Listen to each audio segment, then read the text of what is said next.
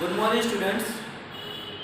In last video, we discussed about e-commerce, and today's video we will discuss about outsourcing. Okay, this is the last topic of the chapter 4. So here we go on. First, outsourcing. What is the meaning of outsourcing? Outsourcing होता क्या है? Outsourcing means कि एक particular group होता है जो उस एक वर्क प्रोसेस और एक वर्क होता है और पर्टिकुलर ग्रुप होता है जो कॉन्ट्रैक्ट डील करता है, जिसके अंडर में उन्हें एक पर्टिकुलर वर्क को कंप्लीट करना होता है विद इन अ टाइम में। जैसे कि समझ लीजिए कि ऑफिस है या फिर बिजनेस चला कर रहे हैं, तो उसमें कुछ ऐसे कई सारे इंपॉर्टेंट काम होते हैं जिनको हमें फोकस करना होता है, लेकिन साथ साथ में ऐसे भी काम होते हैं जो डिलीवर करना आता है लेकिन वो इतने इम्पोर्टेंट नहीं, उनको करना भी ज़रूरी होता है हमारे लिए। अब जैसे बिजनेस का मेन गोल कुछ और है, लेकिन साथ साथ वो काम भी साथ चलते हुए करते भी रहना है। तो क्या करता है, एक पर्टिकुलर ग्रुप होता है, वो ग्रुप क्या करता है, वो जो काम होते हैं, जो एक पर्टिकुलर वर्क होता है उसको कंप्लीट करने में बिजनेसमैन जो कंपनी होता है उसको हेल्प करते हैं। जैसे कि मैं कहूँ आपको एग्जांपल के लिए समझाऊँ कि जैसे कोई अकाउंटिंग अगर किसी की अकाउंटिंग की कंपनी है, ठीक है, तो अकाउंटिंग कंपनी में कई सारे ऐसे रिटर्न्स होते हैं या ऐसे फॉर्म्स होते हैं, काम ऐसे बड़े बड़े काम होते हैं जो करने होते हैं, लेकिन कुछ ऐसे अननेसेसरी काम होते हैं जो उनको करना तो जरूरी है, लेकिन अगर उसमें टाइम देते तो मेन गोल कंपनी का होता है उससे इफेक्ट पड़ता है, डिस्ट्रैक्ट हो जाते हैं। तो जो अननेसेसरी जो डेली के वर्क बेसिस काम होते हैं वो पर्टिकुलर ग्रुप पर्टिकुलर काम को करके देती है, तो उससे आउटसोर्सिंग करते हैं और इसमें वो अपना प्रॉफिट कमाती है, जो पर्टिकुलर ग्रुप होता है वो या भी कंपनी होती है वो। तो सिंपली कह सकता है outsourcing means to complete a work process with the making of contract and complete the work in a time period। ठीक है, तो वो आउटसोर्सिंग होता है। ऑलराइट, अब आउटसोर्सिंग दो तरह से हो सकता है, एक बीपीओ, दूसरा केपीओ। बीपीओ का मतलब होता है बिजनेस प्रोसेस आउटसोर्सिंग, केपीओ का मतलब होता है knowledge process outsourcing। Okay, so in a BPO method there is some work that done by the group for the company, it's called BPO, and in a KPO in a BPO there is a work related that done by the group, and in a KPO there are some knowledgeable skills are given by the other company to complete their work and their goals. It's just known as KPO। So धीरे धीरे आपको मैं जैसे समझाने जाऊंगा वैसे आपको समझ आएगा कि बीपीओ और केपीओ में डिफरेंस क्या होता है। ठीक है, ये पॉइंट्स मैंने यहाँ पे टाइटल किए हैं, ध्यान दीजिएगा। फर्स्ट पॉइंट है पोस्ट कटिंग। तो बीपीओ में क्या होता है, पोस्ट कटिंग, जैसे कि मान लीजिए जैसे यूएस में, अगर एग्जांपल देता हूँ मैं आपको, यूएस में अकाउंटिंग का काम होता है। ठीक है, अकाउंटिंग में कई सारे रिटर्न्स बनाने पड़ते हैं, डॉक्यूमेंट्स तैयार करने पड़ते हैं। अगर वहाँ का सीए या फिर वहाँ का सीए को सीपीए कहा जाता है, जैसे इंडिया में सीए होता है वैसे यूएस में सीपीए होता है। ऑलराइट, तो सीपीए को बहुत सारे ऐसे रिटर्न्स फाइल करने पड़ते हैं। तो वो क्या करते हैं कि जैसे कि इंडिया के पास लेबर की बहुत ज़्यादा डिमांड, लेबर हमारे पास बहुत है, यूएस में बहुत कम है, और वहाँ के हिसाब से यहाँ का जो प्राइस है काम कराने का बहुत ही लो है। तो वो क्या करते हैं कि यहाँ पे वो जो काम करवाते हैं हमसे, यहाँ पे हमारा नॉलेज लेकर, हमारा वर्क लेकर हम सब काम कराते हैं, वो पोस्ट कटिंग जो पैसे यहाँ पे वही काम कराने में, वही रिटर्न कंप्लीट कराने में, अगर सीपीए किसी से रिटर्न कंप्लीट करवाता है तो उसे सपोज $10 पे करना पड़ता है एक रिटर्न कंप्लीट करने में। अगर वो हमारे यहाँ से कराता है तो उसे कितना डॉलर देना पड़ेगा, $7, सिर्फ कि हमारा रिटर्न क्या, हमारा जो प्राइस क्या कम है। तो पोस्ट कटिंग हो जाती है। पोस्ट कटिंग का मतलब क्या होता है कि हमें कम दाम में, कम प्राइस में हमें हमारा वही काम हमारा कंप्लीट होके मिल जाता है। Alright, next focus on principal work. जैसे मैंने आपको कहा बीपीओ का आउटसोर्सिंग का मेन प्रॉफिट भी यही है.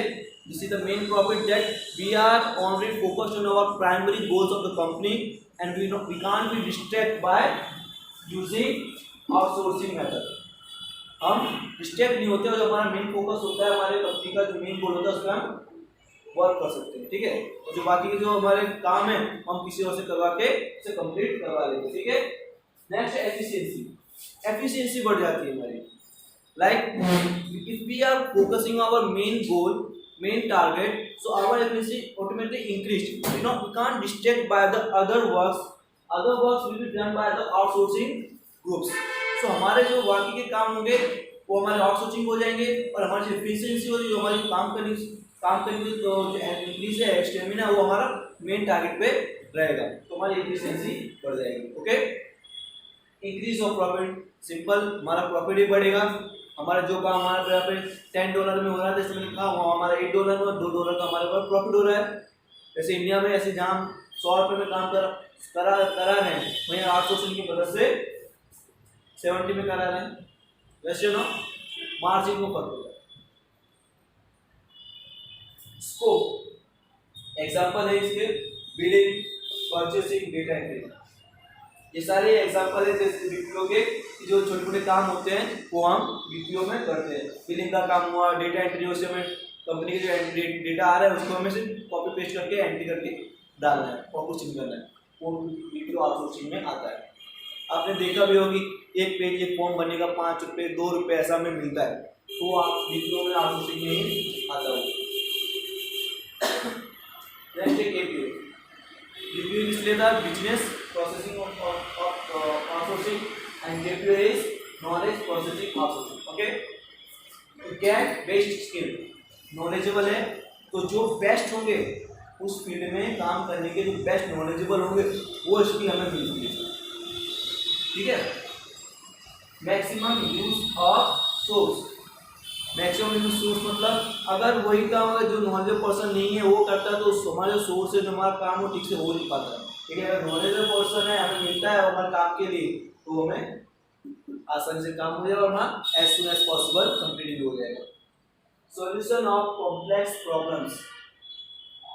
कॉम्प्लेक्स प्रॉब्लम जो हम सॉल्व नहीं कर पा रहे हैं अगर वही प्रॉब्लम जो इसका इंफॉर्मेशन रखता है जिसको उसकी जानकारी है एक्सपीरियंस है अगर वो उसको सॉल्व करता है तो इजीली हमारा वो सॉल्व हो जाता है. वो हमें कहाँ से मिलता है केपीओ में आउटसोर्सिंग में. जैसे बिजनेस में कुछ ऐसे प्रॉब्लम्स अब ऑनर है चाहे उसका स्टाफ है सारे काम तो एक साथ नहीं कर सकता ना. कुछ तो ऐसे काम होंगे ऐसे जो वो उनके बस के बाहर होंगे.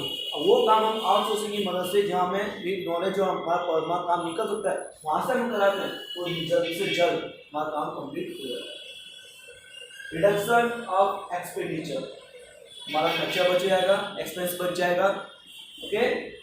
Reduction of risk. अगर हम करने जाते हैं वही काम तो हमारे क्या रिस्क बढ़ेगा और हमारा काम भी ठीक से हो नहीं पाएगा. तो कहते हैं हम कहावत है कि जिसका काम उसी को साझे दूसरा करे तो चंगा हो जाए. वैसे ही रिडक्शन ऑफ रिस्क. हमारा रिस्क भी कम हो जाता है और दूसरा काम अगर कोई दूसरा करता है जो उसके नॉलेजेबल है तो हमारा काम आसानी से और मैनेजमेंट बाय हो जाता है.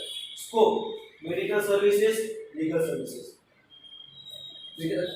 एग्जाम्पल आपको केपीओ का एक एग्जाम्पल देता हूँ कि हमारे इंडिया में कई ऐसी कंपनियां हैं जो बाहर के कंट्री आउटसोर्सिंग सिर्फ हमारे इंडिया में ही नहीं कि एक स्टेट से दूसरी स्टेट में आउटसोर्सिंग हो रही है ऐसा नहीं.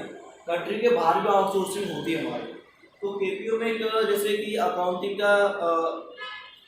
हमारे इंडिया में होती है और यूएस में भी होती है. ठीक है. तो यूएस की जो अकाउंटिंग के मैंने को पहले कहा क्या कहाँ से करवाते हैं इंडिया के पास. इंडियन कंपनी ऐसी कंपनियां हैं जो अकाउंटिंग करती है यूएस की. वो क्यों करती है उनका फायदा होता है कि उनको पैसे किस मिला $, में मिला. और यहाँ पे हमें जो हमारे उनके कंपनी जो आउटसोर्सिंग कंपनियाँ होंगी उनमें जो वर्कर्स काम कर रहे हैं पैसे किस में देने हमें इंडियन करेंसी. तो प्रॉफिट तो सिंपली होने वाला है. तो उसमें हम नॉलेज हमें क्या चाहिए नॉलेज चाहिए होता है. अगर हम यूएस अकाउंटिंग का नॉलेज होगा तो ही तो हम कर पाएंगे. तो वही एक एग्जांपल है कि हम यूएस का अकाउंटिंग यहाँ पे हम काम करवाते हैं.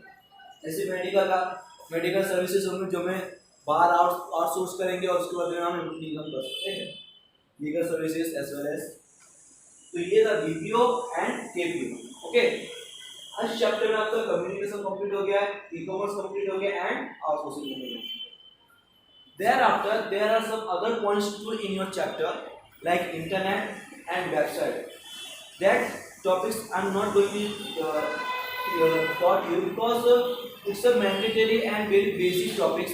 If you read in your chapter, you will also understand by yourself. So make sure you will read that and learn. If you have any query, just ask me. Okay? But they are the main topics in the chapter: communication, e-commerce and outsourcing. Okay, जो मैं आपको चला दी है तो आपको अच्छी तरह से समझना है। कम्युनिकेशन में किस तरह से करना है, क्या बेनिफिट्स क्या है, उसके लिमिटेशंस हैं, वो मैंने आपको बताया है। ई कॉमर्स के टाइप्स होते हैं, B2C, B2B, ये मैंने आपको समझाया। और आउटसोर्सिंग में BPO और KPO। ओके, ये जो मेन जो टॉपिक्स था चैप्टर में, दैट आई कंप्लीटेड। और बाकी जो टॉपिक्स होंगे, जो बेसिक टॉपिक्स हो, आप खुद सेल्फ स्टडी कीजिएगा। अगर कोई प्रॉब्लम होती है तो मुझे बताइए, ठीक है। In the next chapter, next video, we will continue our new chapter. Till then, stay happy and stay healthy.